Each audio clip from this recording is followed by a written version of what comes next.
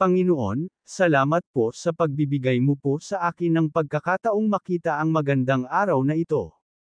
Salamat po sa pagmamahal mo po sa akin at sa pagbibigay mo po sa akin ng maraming mga pagpapala. Sa pagsisimula ko po sa araw na ito, mangyaring turuan po ako kung paano maging mas matapang, mas matalino at mas maalam, upang magawa ko po ang mga bagay ayon sa iyong mga plano.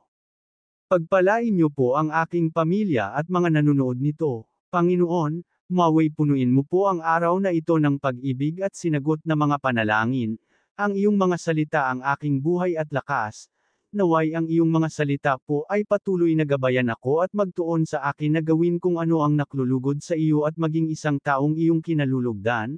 Salamat po Panginoon. Amen.